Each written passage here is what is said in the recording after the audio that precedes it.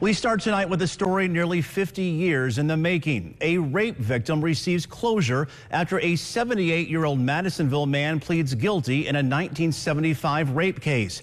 As Eyewitness News' Cody Bailey explains, it was all through patience, perseverance, and an unexpected reunion. When I found out that he pleaded guilty, that he admitted what he did. For Carmelita Wilkes, the guilty plea from Melvin Nicholson Sr. Monday was validation after years of being doubted.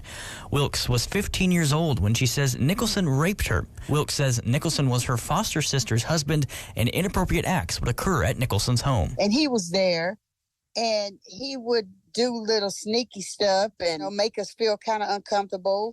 While Nicholson faced third-degree rape charges, Wilkes dealt with the pregnancy of a child she was forced to give away. I delivered the baby. They took the baby and told me they was going to bring him back. He never came back. By 1978, Hopkins County Circuit Court filed away Nicholson's indictment with an option to reinstate. But nearly 40 years later, Wilkes answered a call she thought she'd never receive. It was Chris Savage, her biological son.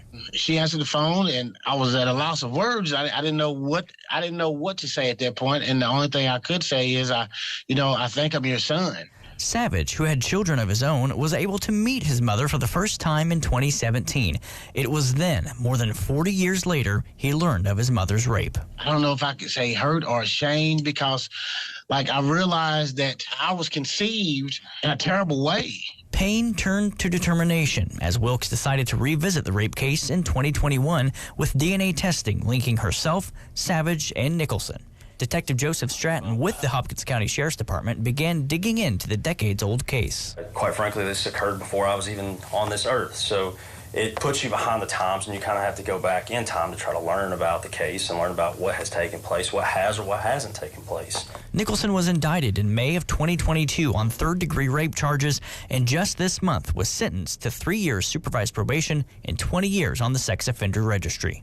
His jail time is right here when he has to walk around, and everybody that he said that he didn't do it, he has to face those people now. And until he takes his last breath, he will always be considered a sexual offender. But to see Melvin Nicholson for the first time in my life, and it be in that circumstance, I had to be there for it. Moving forward, Savage and Wilkes plan to spend more time together and unite their families. I can't make up 41 years. I want to, but I can't.